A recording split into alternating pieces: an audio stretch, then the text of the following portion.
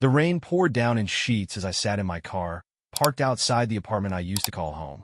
The passenger seat was piled with a few hastily packed bags, clothes, toiletries, a picture frame I couldn't bring myself to leave behind. My heart was pounding in my chest, my knuckles white as I gripped the steering wheel. This wasn't how my life was supposed to go. Just 48 hours earlier, I had been a man with a wife, a job I loved, and a life that felt stable, even happy. Now, I was a man without a home, with a gaping hole where my marriage used to be. I'd come back early from a work trip to surprise my wife, Melissa. I'd expected her to be excited, maybe even plan a little date night for us. Instead, I walked into a scene that shattered my world. The moment I opened the door to our apartment, something felt off. The air was heavy, and I could hear faint laughter coming from the bedroom. "Melissa," I called out, dropping my suitcase by the door. The laughter stopped abruptly. There was a rustling sound, followed by hurried whispers. I moved toward the bedroom, my stomach twisting into knots. When I opened the door, I saw them. Melissa, my wife of 7 years, was sitting on the edge of our bed, her hair disheveled and her face pale. And standing in front of her, shirtless and wide-eyed, was a man I recognized immediately, her Pilates trainer, Derek. The room spun as I tried to make sense of what I was seeing. Derek grabbed his shirt off the floor and muttered something about leaving, brushing past me as he bolted out of the apartment. Melissa stood, her hands outstretched as if to calm me. "Jake, I can explain," she stammered, her voice shaking. "Explain?" I said, my voice barely above a whisper. "Explain what, Melissa?" "That you've been screwing your trainer while I'm away for work." Her face crumpled, and she started to cry. "It's not what it looks like," she said. I laughed bitterly, the sound harsh even to my own ears. "Oh, really? Because it looks like my wife is cheating on me in our bed. Did I miss something?" The rest of the conversation was a blur. Melissa sobbed, begging me to let her explain, but I couldn't hear her over the roar of blood in my ears. I packed a bag, grabbed my car keys, and walked out without looking back. Now, sitting in my car in the rain, I felt the weight of what had happened pressing down on me like 1,000 pounds. Where did I go from here? The rain hadn't let up as I drove aimlessly through the city. The windshield wipers struggled against the downpour, their rhythmic swish doing little to soothe the chaos in my mind. I replayed the scene in my head over and over, like a cruel movie I couldn't pause.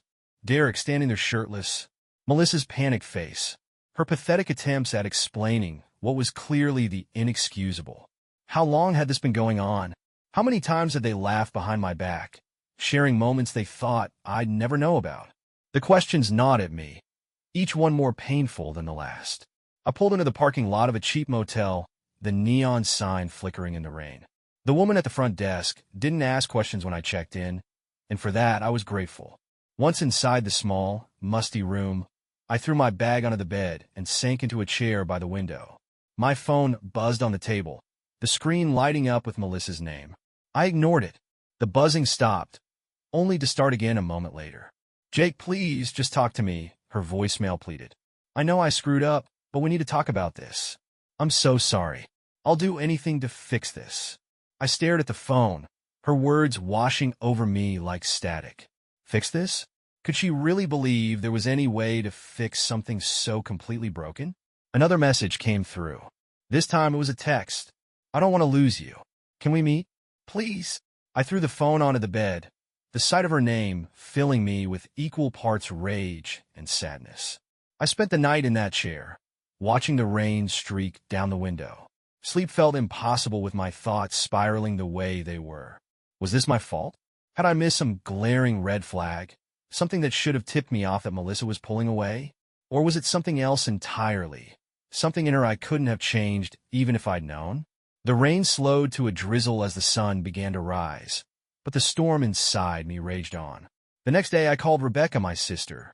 She was my rock in moments like this, the one person who could help me make sense of the madness. "Jake, what the hell happened?" she asked, her voice sharp with concern as I told her everything. "She was with her trainer?"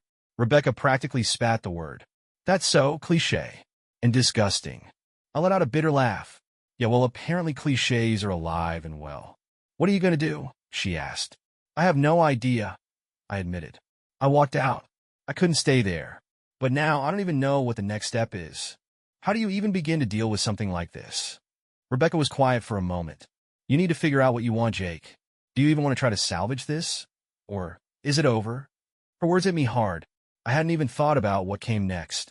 The betrayal was so fresh, so raw, that the idea of moving forward, whether that meant leaving or staying, felt impossible to comprehend. I don't know, I said finally. I don't know if I can ever forgive her. But I also don't know how to just let go. Rebecca sighed. Take your time.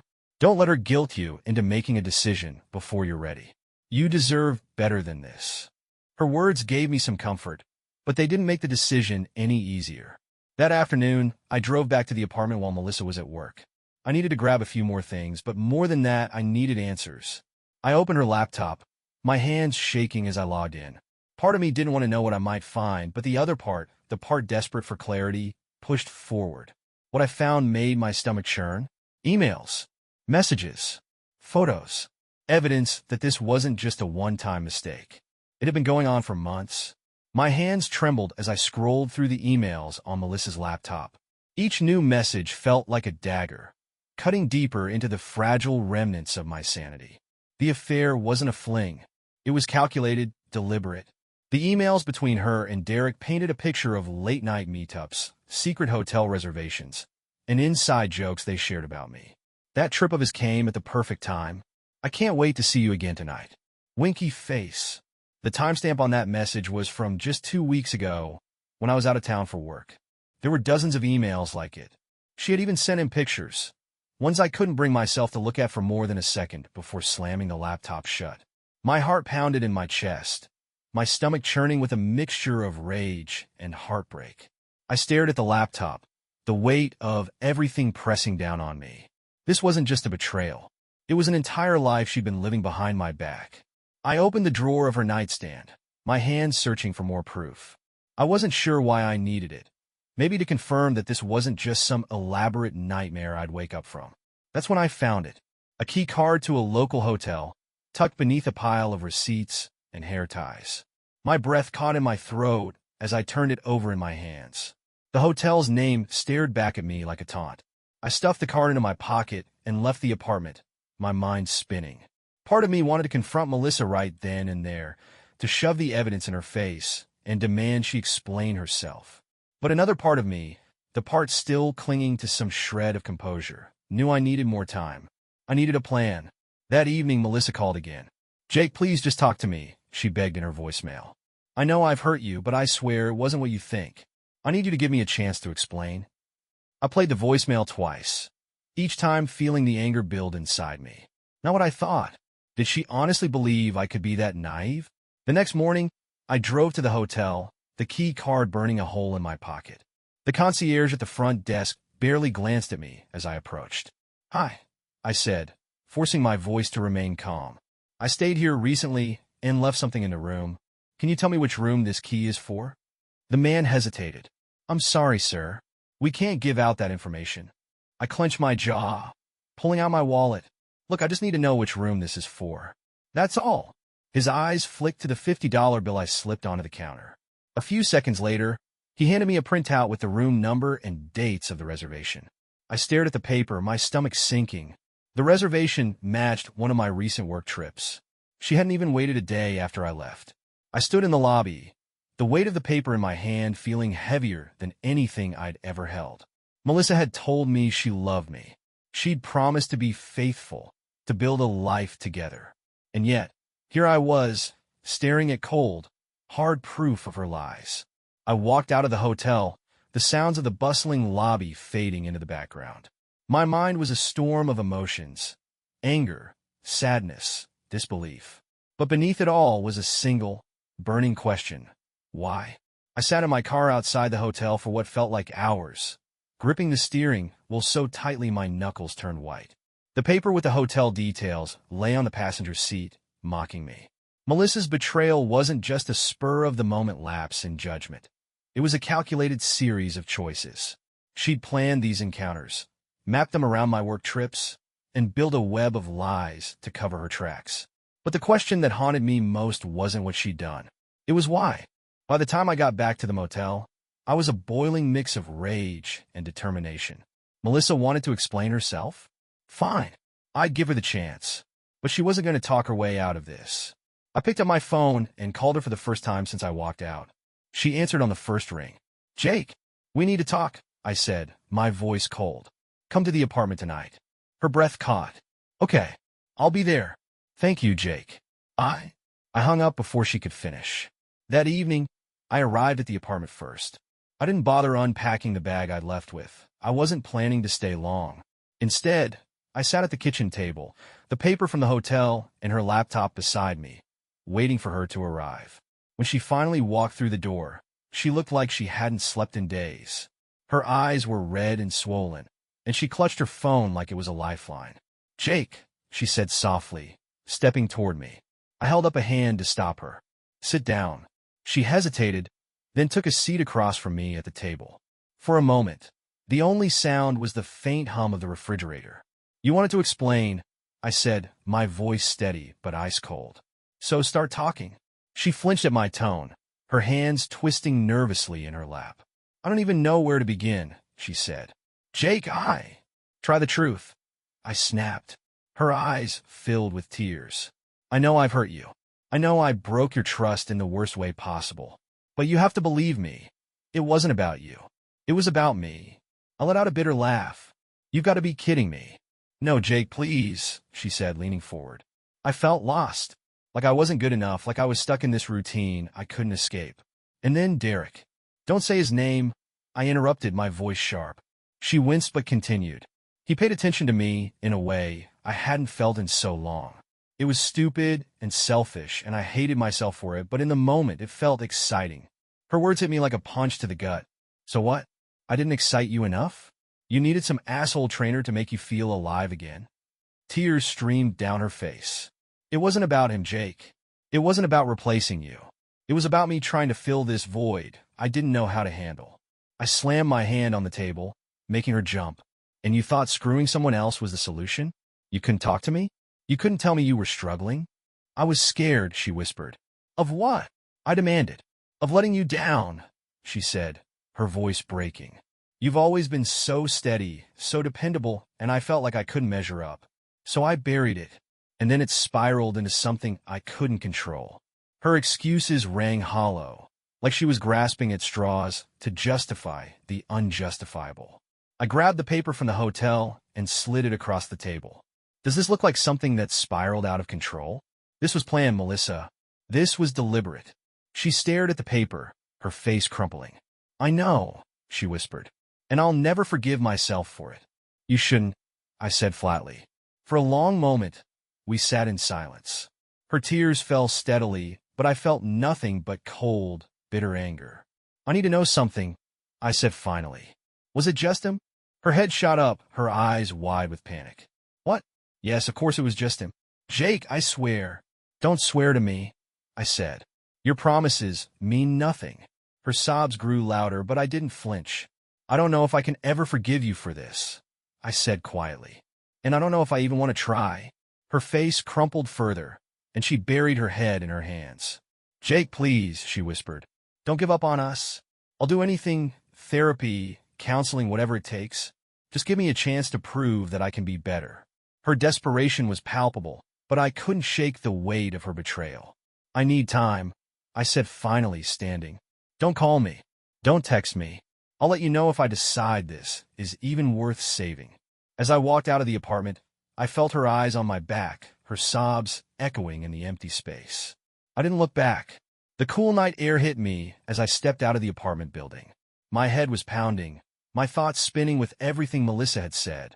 Her excuses, her pleas, her tears. They all blurred together into a cacophony of emotion that left me feeling hollow. I didn't go back to the motel right away. Instead, I drove aimlessly, the city lights streaking past my window. I wanted answers, but none of the ones Melissa had given me felt satisfying. Her words only deepened my confusion and anger. I pulled into an empty parking lot and leaned my head against the steering wheel, breathing deeply to steady myself. How did we get here? I thought. How did she become someone capable of doing this? The next day, I called Rebecca. I hadn't told her everything yet, but she knew enough to be angry on my behalf. "Did you talk to her?" she asked as soon as she picked up. Yeah, I said, my voice heavy. And she's full of excuses, I said bitterly. She claims it wasn't about me, that it was all about her insecurities or some bullshit like that. Rebecca snorted. Oh, please. That's the oldest excuse in the book. It's not you, it's me. Classic deflection. Exactly, I said. But at the same time, I don't know. Maybe she really is that messed up. Maybe it was more about her than about us. Rebecca's voice softened. Jake, even if that's true, it doesn't change what she did. She lied to you. She betrayed you. Whether it was about her or not, she made choices that hurt you deeply. Her words hit me hard, and I nodded, even though she couldn't see me. Yeah, you're right. That evening, I decided to visit someone who might have more answers, Derek. I wasn't sure what I hoped to accomplish. Closure? Understanding? Or maybe I just wanted to confront him, to see if he had the guts to look me in the eye after what he'd done. I found his gym easily enough. It was a sleek, modern facility in the heart of downtown, filled with people who looked like they spent every waking moment sculpting their bodies. I walked in, my heart pounding, and spotted him near the weight racks. He was helping a client with a deadlift, his cheerful demeanor grating on my nerves. Derek, I said, my voice sharp. He turned, his smile faltering when he saw me. Jake, we need to talk, I said. We stepped outside into the alley behind the gym, the sound of distant traffic filling the air. I figured this was coming, Derek said, leaning against the wall. Good, I said, crossing my arms. Then you can start by explaining yourself. What the hell were you thinking? He sighed, running a hand through his hair. Look, man, I screwed up. I'm not going to make excuses. It was wrong, and I regret it. Do you? I asked coldly, because it doesn't seem like you were too worried about regret when you were sneaking around behind my back. Derek's face darkened. I'm not proud of what I did, but it wasn't planned, okay? It just happened. I laughed bitterly. You're kidding, right? It just happened is supposed to make this better? He shook his head, his jaw tightening. I know it doesn't, and I'm not trying to make it better. Look, Melissa wasn't happy, man. She felt ignored, like she wasn't enough for you. And I was there, and things got out of hand. She felt ignored? I repeated, my voice rising. I worked my ass off to provide for her, to give her the life she wanted. I've been nothing but supportive, and this is how she repays me. I'm not saying it's your fault, Derek said quickly, but she was looking for something she felt like she was missing. I was just there. His words hit me like a gut punch. Was this really how Melissa saw me? As someone who wasn't enough? I stepped closer, my fists clenched. You destroyed my marriage, I said, my voice low and dangerous. You ruined everything I worked for, and now you want to stand here and tell me it was because she felt ignored? You're pathetic. Derek looked away, his expression filled with guilt. I know I can't fix this, Jake, but for what it's worth, I'm sorry. I stared at him, my anger bubbling to the surface. For a moment, I considered throwing a punch, letting my rage explode in one cathartic release. But I didn't. Instead, I turned and walked away, leaving Derek in the alley. Back in my car, the confrontation replayed in my mind. Derek's words had only added to my confusion, making me question everything I thought I knew about my marriage. Was Melissa really that unhappy? Had I been blind to her feelings? Or was Derek just feeding me another excuse to justify his actions? The weight of it all pressed down on me, and I leaned my head against the steering wheel, wondering if I'd ever find the answers I was looking for. Driving back from my confrontation with Derek, I felt no sense of relief, no closure, just an emptiness that seemed to stretch on forever. His words had left me with more questions than answers. Was Melissa really unhappy with me? Had I been so wrapped up in my work, in our day-to-day routine, that I missed the signs? I pulled into the motel parking lot and sat in the car, staring at the flickering neon sign above the entrance. Part of me wanted to scream, to hit something, to let the anger take over. But another part of me, the part that was tired, defeated, just wanted to sleep and forget this nightmare, even if only for a few hours. The next morning, Rebecca called. How are you holding up? She asked, her voice softer than usual. Barely, I admitted. I talked to Derek yesterday. There was a pause. And? Did he tell you anything useful? He said Melissa felt ignored, I said bitterly. Like she wasn't enough for me. And apparently, that's why she turned to him. Rebecca scoffed. That's bullshit, Jake. Don't let him put this on you. Cheating isn't about what someone else did or didn't do. It's about their own selfish choices. Maybe, I said, though doubt gnawed at me. But what if he's right? What if I wasn't giving her what she needed? Rebecca's tone sharpened. Jake, stop. You've always been there for her. You've worked hard, supported her dreams, and done everything a good husband should. If she felt like something was missing, she should have come to you. Instead, she ran to her trainer. That's on her, not you. Her words made sense, but they didn't stop the guilt from creeping in. Later that day, I decided to go back to the apartment one more time. I needed to clear out the rest of my things and leave Melissa's chapter of my life behind. Walking through the door felt surreal, like stepping into the shell of a life that no longer belonged to me. The living room, once full of laughter and shared moments, now felt cold and sterile. As I packed, I came across a box in the closet labeled Memories. It was filled with old photos, love letters, and mementos from our years together. I picked up a picture of us from our honeymoon, smiling on a sunny beach, our arms wrapped around each other. Looking at it now, it felt like I was staring at strangers. Then I found something that stopped me cold. At the bottom of the box was a small, wrapped package I didn't recognize. Curious, I opened it and my heart sank. Inside was a silver bracelet, engraved with the words, "Forever your Derek." I stared at it, my hands trembling. The bracelet was proof that their affair wasn't just physical. It had emotional weight, too. Forever. I muttered bitterly. What a joke. As I continued packing, I noticed more things that didn't sit right. A receipt for a spa weekend I hadn't known Melissa had taken. A second phone charger hidden in her nightstand. Piece by piece, the puzzle started to come together, and I realized the affair went deeper than I'd initially thought. That evening, I called Rebecca again, my voice shaking as I told her about the bracelet.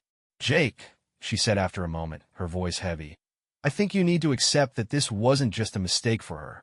It was a choice, a series of choices, and she knew exactly what she was doing. I know, I said quietly, and that's what hurts the most. That night, as I lay in the motel bed, staring at the ceiling, I felt something shift inside me. I couldn't keep clinging to the illusion of the life Melissa and I had built. It was time to let go of the past and start figuring out how to move forward. The next morning, I woke up with a strange sense of clarity. For the first time in days, the fog of confusion and heartbreak had lifted slightly, replaced by a simmering resolve. I had spent enough time drowning in questions and second-guessing myself. Now it was time to confront the truth head-on. I decided to meet Melissa again, not because I wanted to hear more excuses, but because I needed to say the things I hadn't been ready to say before. If I was going to move forward, I needed closure on my terms. I texted her, "Meet me at the apartment tonight. 7 p.m. Don't be late." Her reply came quickly. "I'll be there. Thank you." The words felt hollow. I wasn't meeting her for her sake. I was doing this for me. By 6:30, I was already at the apartment, pacing the living room. The bracelet Derek had given her sat on the table, its shiny surface a cruel reminder of everything I had lost. I planned to return it to her as a final statement. When Melissa arrived, she looked worse than the last time I'd seen her. Her face was pale, her eyes bloodshot, and her hands trembled as she set her purse down. "Jake," she began, her voice hesitant. I held up a hand to stop her. "Sit down." She obeyed, her gaze flicking nervously to the bracelet on the table. "I don't want to hear any more excuses," I said, my voice steady but cold. "I want the truth. All of it. No deflections, no justifications, just the truth. Can you do that?" She nodded, tears already welling in her eyes. "Good," I said. "Then start from the beginning. How long has this been going on?" Melissa took a shaky breath. 6 months, she admitted. It started after one of our Pilates sessions. We went out for coffee and one thing led to another. 6 months. I repeated, the words hitting me like a blow. "You've been lying to me for half a year. Do you even realize how disgusting that is?" She flinched, but didn't look away. "I know I've hurt you. I hate myself for what I've done, Jake. I wish I could take it all back. Why didn't you end it?" I demanded, my voice rising. "If it was such a mistake, if you hated yourself so much, why didn't you stop?" "I tried," she said, her voice breaking. "There were times I wanted to end it, but I felt trapped. I didn't know how to face you after everything I'd done, so I just kept digging myself deeper." Her words only fueled my anger. "Do you even hear yourself? You're not some helpless victim, Melissa. You made choices, deliberate, selfish choices. And now you want me to feel sorry for you. No, she said quickly, tears streaming down her face. I don't expect you to forgive me or feel sorry for me. I don't know what else to say. I grabbed the bracelet from the table and held it up. This isn't just a mistake, Melissa. This is proof that you didn't just betray me physically. You betrayed me emotionally, too. How long were you planning to keep this little secret? Her face crumpled, and she buried her head in her hands. I don't know, she whispered. I was scared, Jake. Scared of losing everything. You already lost everything, I said coldly. The moment you chose him over me, you threw it all away. For a moment, the room was silent except for her quiet sobs. I felt no sympathy, only a deep, aching sadness for the life we could have had if she had been honest. I placed the bracelet in front of her. Give this back to him, or throw it away, I don't care. But I never want to see it again. She nodded, her hands trembling as she took the bracelet. I'm done, Melissa, I said finally, my voice steady despite the storm of emotions swirling inside me. There's nothing left to save. You broke us, and I can't fix what you destroyed. Her sobs grew louder, but I stood, grabbing my keys and heading for the door. Jake, please, she cried. Don't leave like this. Please, I'll do anything. I turned to face her, my chest tight. Goodbye, Melissa. And with that, I walked out, leaving her sobs echoing behind me. The cool night air hit me as I stepped out of the apartment building. My hands were trembling, not from fear, but from the sheer emotional weight of what had just happened. I had finally said the words I'd been holding back, finally ended the charade. But the closure I'd hoped for didn't come. I stood by my car for a long moment, staring up at the apartment window. The light in the living room was still on, and I could see Melissa's shadow moving back and forth. Part of me wanted to feel sorry for her, to imagine the pain she was going through. But then I remembered the bracelet, the hotel key, and the emails, and any sympathy I might have felt evaporated. Back at the motel, I sat on the edge of the bed, staring at my phone. It was filled with unread messages from friends and family, all asking the same thing. What happened? Rebecca had told a few people about the situation, and now the fallout was spreading. My parents had called twice, my mom leaving a voicemail filled with worry.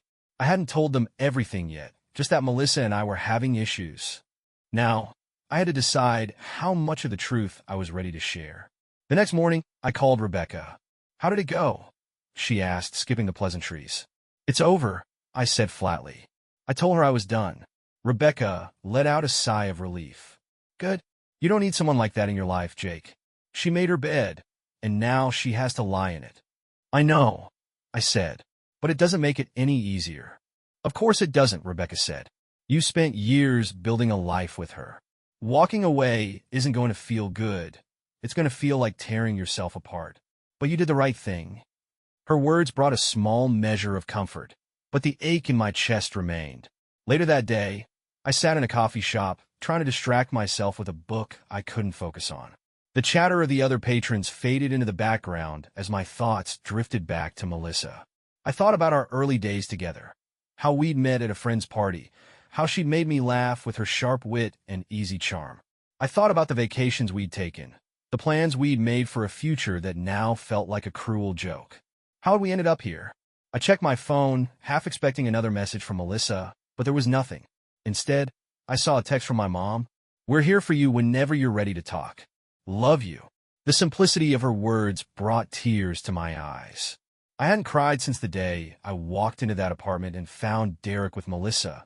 But now, sitting alone in the coffee shop, the floodgates opened.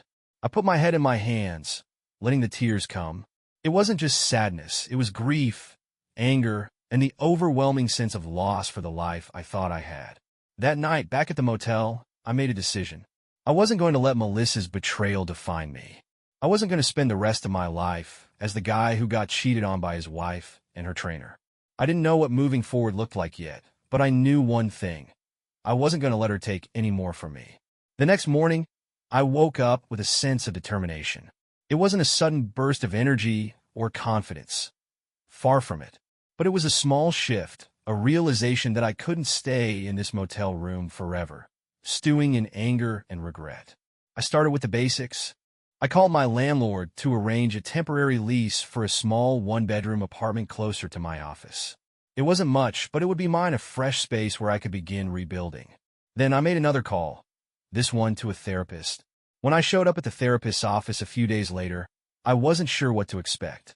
The room was warm and inviting, with soft lighting and a couch that was surprisingly comfortable. Dr. Patel, a calm and empathetic woman in her 40s, greeted me with a kind smile. "So, Jake, what brings you here today?" I hesitated, unsure how to start. My wife cheated on me," I said bluntly. She nodded, her expression neutral. "I'm sorry to hear that. How are you holding up?" I laughed bitterly. "Not great. I feel like everything I thought I knew about my life has been ripped away. I'm angry, confused, and honestly, I don't even know who I am without her." Dr. Patel leaned forward slightly. "That's understandable. You've experienced a major betrayal, and it's shaken the foundation of your identity. But you're here, and that's a good first step." Over the course of the session, I found myself opening up more than I expected. I talked about Melissa, about Derek, about the life I thought we were building together. Dr. Patel listened patiently, asking thoughtful questions that helped me untangle the mess in my head. "It's important to remember," she said near the end of the session, "that Melissa's actions are a reflection of her own issues, not a reflection of your worth. Betrayal can make us question ourselves, but it's not your fault." Her words hit me hard, and for the first time in weeks, I felt a flicker of hope. Back in my temporary apartment, I started taking small steps to reclaim my life. I unpacked my bags, hanging up clothes in the sparse closet, and setting up the few personal items I'd salvaged from the old apartment. The space felt empty, but in a way, it was liberating. For the first time in years, I didn't have to compromise with anyone else. I could decorate how I wanted, eat what I wanted, and live on my own terms. One evening, Rebecca came over to check on me. She brought takeout and a six-pack of beer, plopping down on my couch like she owned the place. "This is nice," she said, looking around. "Quiet, clean, feels like a fresh start." I nodded, taking a sip of my beer. "Yeah, it's a work in progress, but it's mine." She smiled. "That's the spirit. So, what's next for you?" I shrugged. "I don't know yet. Therapy's helping, but I'm still figuring things out." "Well, take your time," she said. "You don't have to have all the answers right now." As the days turned into weeks, I started to notice small changes in myself. The anger that had consumed me began to fade, replaced by a quiet determination to rebuild. I wasn't healed, not by a long shot, but I was moving forward one step at a time. A few weeks into my new routine, I felt like I was finally starting to find some semblance of stability. Therapy sessions with Dr. Patel became a regular part of my week, and I found solace in the structure they provided. Rebecca checked in often, and Max, who I'd finally brought over to the new apartment, was a constant source of comfort. I was beginning to feel like I could breathe again. But life has a funny way of testing you when you least expect it. It was a Saturday morning when I decided to take Max to the dog park. He needed the exercise, and I needed a break from the monotony of unpacking and organizing my sparse apartment. The park was busy, filled with happy chaos as dogs chased each other across the grass. I let Max off his leash, and he bolted toward a group of dogs playing fetch, his tail wagging furiously. As I watched him, I felt a rare sense of peace. For a moment, it felt like everything was going to be okay. Then I saw her. Melissa was standing by the water fountain at the edge of the park, talking to someone I couldn't make out at first. My chest tightened as anger flared inside me, but I kept my distance, not wanting to make a scene. As I stepped closer, I saw who she was talking to, and my blood ran cold. It was Derek. The two of them were standing close, their conversation animated. Melissa looked anxious, gesturing with her hands, while Derek crossed his arms, his expression unreadable. I felt like I was watching some twisted movie, unable to look away. Before I could stop myself, I walked toward them, my heart pounding with a mix of anger and disbelief. "Really, Melissa?" I said sharply as I approached. "This is how you're spending your Saturday?" Both of them turned, their faces registering shock. Melissa's eyes widened, and she took a step back. "Jake," she said quickly, "it's not what you think." "I don't care what it is," I interrupted. "You told me you were done with him. And here you are, chatting it up like nothing ever happened." Derek opened his mouth to speak, but I held up a hand. "Don't," I said, my voice cold. "I have nothing to say to you." Melissa's face crumpled, her eyes filling with tears. Jake, I swear, this isn't what it looks like. I needed to talk to him, to tell him it's over for good. I laughed bitterly. Right? Because meeting him in a public park is such a great way to show you've moved on. She stepped closer, her voice trembling. I didn't want to do this over the phone. I needed closure, Jake. That's all this is. I shook my head, my chest tight with frustration. Closure? You're kidding yourself, Melissa. There's no such thing as closure when it comes to someone like him. Derek stayed silent, his gaze fixed on the ground. I could feel the tension radiating from him, but I didn't care. He didn't matter to me anymore. You don't get to justify this to me, I said to Melissa, my voice sharp. You made your choices, and now you have to live with the consequences. But don't drag me back into this mess. Her tears spilled over, and she reached for my arm. Jake, please. I pulled away, taking a step back. Don't, I said firmly. I've already said everything I needed to say to you. Whatever you're doing here, it's not my problem anymore. I turned and walked away, leaving her and Derek standing there. My heart pounded as I reached Max, who was oblivious to the confrontation, happily chasing a tennis ball across the grass. As I clipped his leash back on, I took a deep breath, trying to calm the storm of emotions swirling inside me.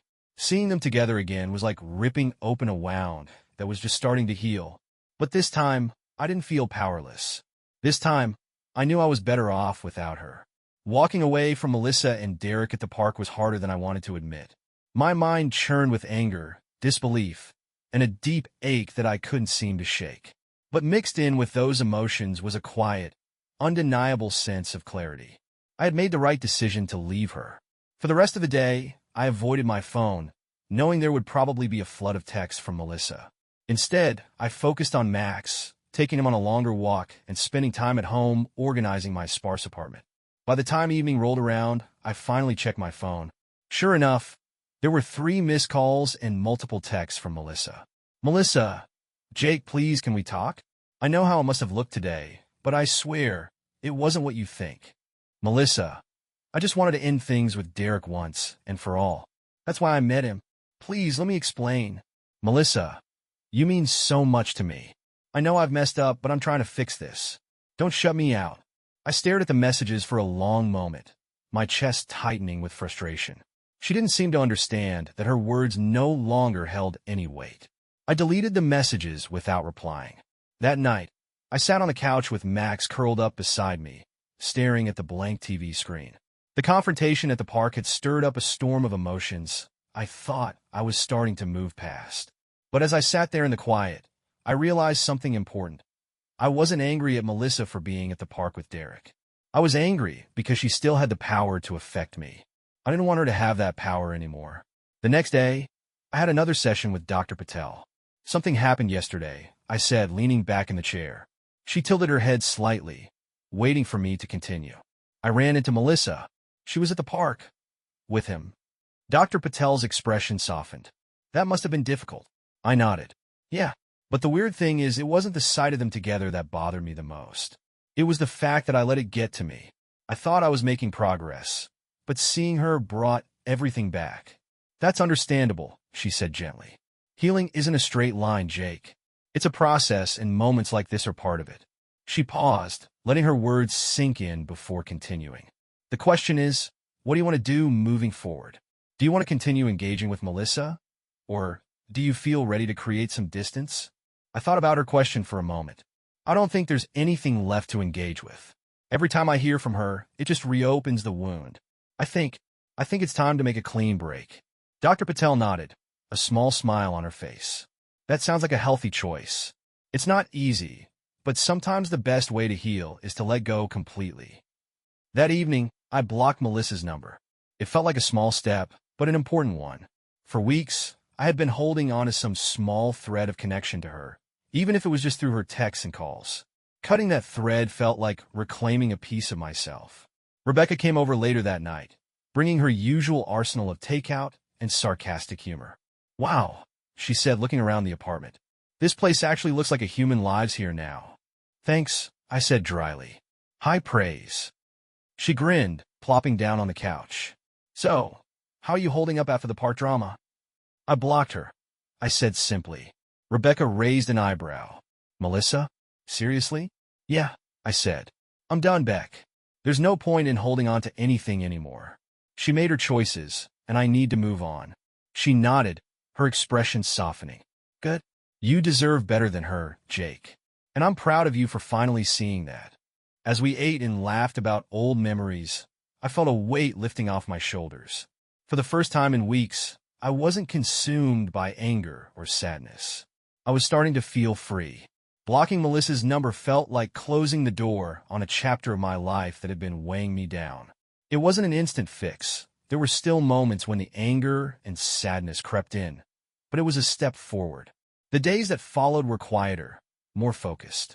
I threw myself into work, finally able to concentrate without the constant distraction of Melissa's texts and calls. I spent more time with Max, exploring new parks and trails. And I kept going to therapy, each session helping me piece together the fragments of my self-esteem that Melissa's betrayal had shattered. One afternoon, I decided to visit my parents.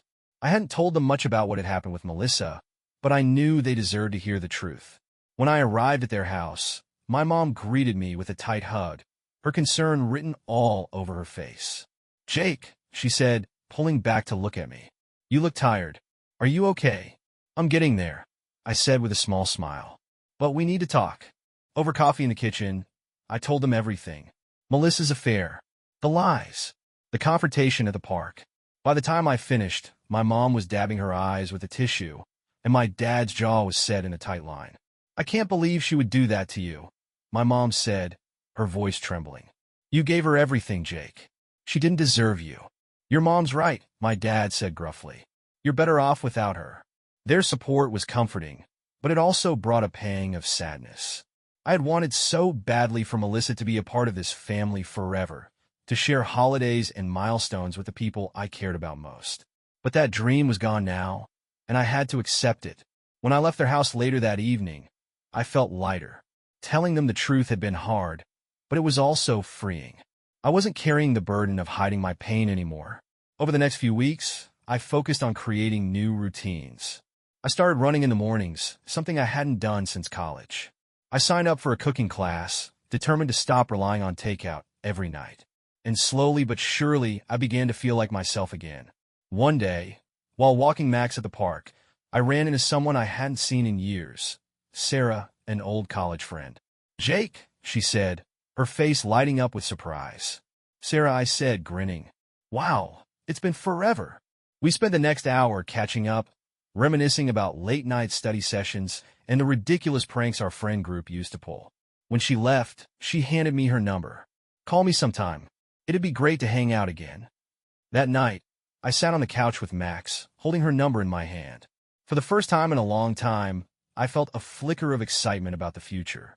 I wasn't ready to dive into anything new just yet, but the possibility of reconnecting with someone who had been a positive part of my past felt like a step in the right direction. As I went to bed that night, I thought about how far I'd come since the day I found out about Melissa's betrayal.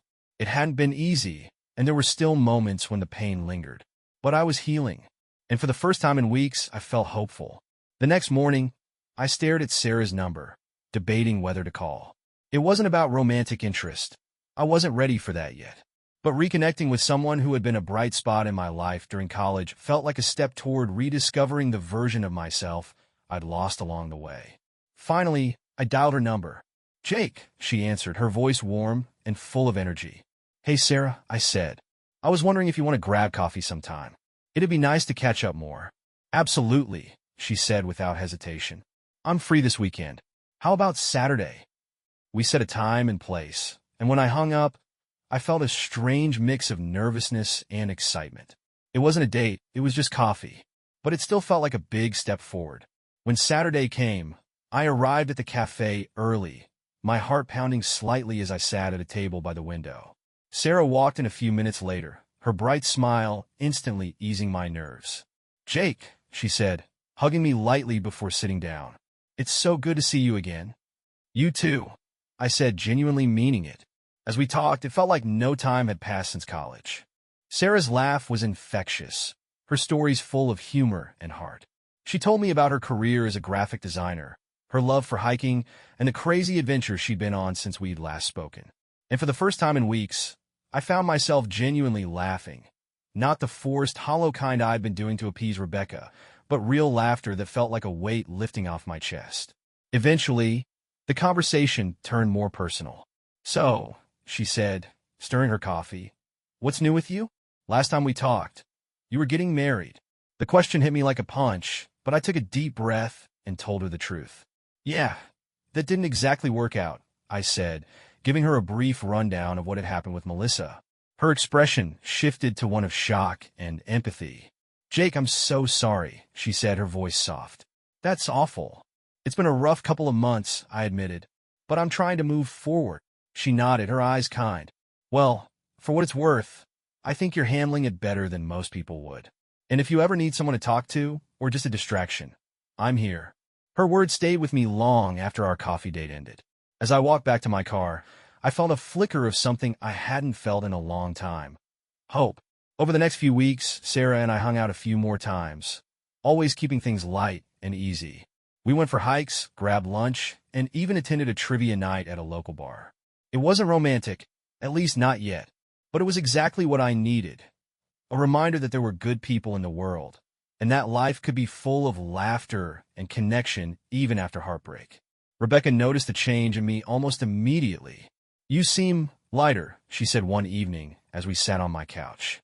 "I feel lighter," I admitted. "Reconnecting with Sarah has been great. It's nice to have someone in my life who doesn't look at me like I'm fragile." Rebecca grinned. "That's because you're not fragile anymore. You're finally starting to heal." And she was right. For the first time in what felt like forever, I wasn't defined by Melissa's betrayal. I was moving forward, rediscovering who I was and what I wanted out of life. And it felt damn good. It had been 2 months since I'd last seen Melissa. Blocking her number and cutting off all contact had been one of the hardest decisions of my life, but it was also the most freeing. I focused on myself, diving into therapy, work, and new routines. Sarah had become a close friend, someone who reminded me of the person I used to be before Melissa's betrayal had unraveled me. But even as I moved forward, there was one thing I hadn't done yet: finalize the divorce. The papers had been sitting on my kitchen counter for weeks, a glaring reminder of the unfinished business tying me to Melissa. I wasn't avoiding them out of hope or indecision. I knew our marriage was over. But signing those papers felt so final. One evening, as I sat at the counter staring at the documents, Rebecca called. "Still haven't signed them?" she asked after I explained what I was doing. "No," I admitted. "It feels like the last nail in the coffin, you know." "Jake," she said gently, "it's already over. Signing those papers doesn't change that. It just gives you the freedom to fully move on." Her words settled something inside me. "Yeah," I said quietly. "You're right." The next morning, I went to a notary and signed the papers. I didn't feel a surge of relief or a wave of sadness, just a quiet sense of resolution. I dropped the papers off at my lawyer's office, thanked the receptionist, and walked out into the sunlight.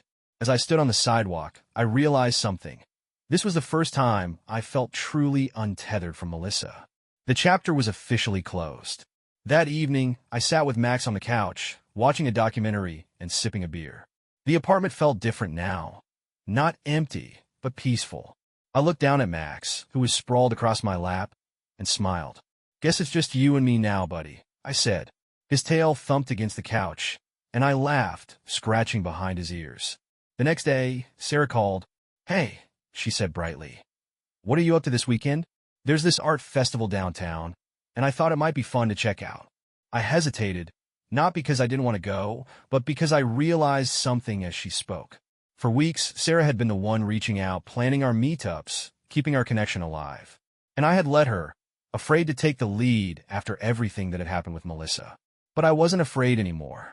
"How about I plan something for us this time?" I said, surprising even myself. Sarah laughed softly.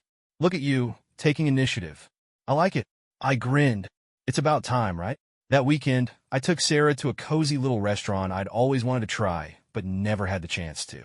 Over dinner, we talked and laughed like we always did, but something felt different this time. For the first time, I wasn't comparing her to Melissa. I wasn't holding back, afraid of getting too close. I was just present, and it felt good. As I walked her to her car that night, Sarah turned to me with a soft smile. "You know," she said, "I'm really glad we reconnected. You're a lot stronger than you give yourself credit for. Thanks, I said, my chest tightening in a way that wasn't painful. It was warm, hopeful. That means a lot. She leaned in and kissed my cheek, lingering for just a moment before stepping back. Good night, Jake, she said, her smile widening.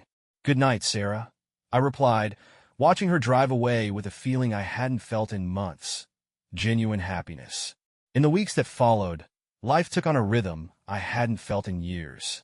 Therapy sessions with Dr. Patel continued, and each one felt less like putting out fires and more like building something new. My runs in the morning grew longer, my cooking skills improved, and my apartment, once sparse and cold, began to feel like home. And then there was Sarah. Our friendship grew deeper with each passing day. And while I wasn't rushing into anything romantic, the connection between us felt undeniable. She brought out a side of me I thought I'd lost. Hopeful, lighthearted, open. One Friday evening, she called unexpectedly. Hey, she said, her voice bright. What are you doing right now? Not much, I admitted. Why? There's this outdoor movie screening downtown, she said. They're playing The Princess Bride. Thought you might want to come with me. I hesitated, but only for a moment. I'll grab Max and meet you there. The park was bustling when I arrived, the air filled with the smell of popcorn and the hum of people chatting and laughing. Sarah was easy to spot, sitting on a blanket near the center of the lawn with a space saved for me. Max, as usual, was thrilled to be in the middle of everything, wagging his tail as Sarah scratched behind his ears. Hey, you made it, she said, smiling up at me. Wouldn't miss it, I replied, sitting down beside her. As the movie played, I found myself glancing at Sarah more than the screen. Her laughter was infectious, her smile radiant. For the first time, I realized how much I looked forward to these moments with her, not just as a friend, but as someone who might become something more. The thought didn't scare me. It felt right. After the movie ended, we stayed on the blanket, watching as the crowd began to disperse. Max was stretched out beside us, snoring softly. Thanks for inviting me, I said. This was perfect. Sarah looked at me, her expression soft. You seem different, she said. Lighter, happier. Like you're finally finding your way. I think I am, I admitted. And a lot of that is because of you. Her cheeks flushed, and she laughed softly. I haven't done anything special. You've done more than you know, I said, my voice quiet but firm. We sat in comfortable silence for a while, the night air cool but not cold. Finally, she leaned her head against my shoulder, and I let it stay there, the weight of it feeling strangely grounding. For the first time in months, I wasn't thinking about Melissa or Derek or the pain they had caused. I wasn't dwelling on the past or worrying about the future. I was here, in this moment, with someone who made me feel alive again. Before she left that night, Sarah turned to me with a mischievous smile. So, when are you taking me and Max on another adventure? I laughed, shaking my head. You're making me plan again? Of course, she said, her eyes twinkling. You're getting good at it. Fine, I said, grinning. How about next weekend? There's a hiking trail I've been meaning to check out. It's a date, she said, winking before walking to her car. As I drove home that night, I felt something I hadn't felt in a long time. Peace. The pain of Melissa's betrayal would always be a part of my story, but it no longer defined me. I had faced it, processed it, and found the strength to move forward. And in moving forward, I had discovered something even more valuable, a sense of who I was and what I deserved. The road ahead wasn't entirely clear, but for the first time in months, I wasn't afraid of it. It felt like a beginning. To anyone listening to this, healing is messy, unpredictable, and far from linear. But it's possible. And sometimes, when you least expect it, life has a way of surprising you with something beautiful. What do you think? Would you have been able to forgive, or would you have walked away like I did? Let me know in the comments.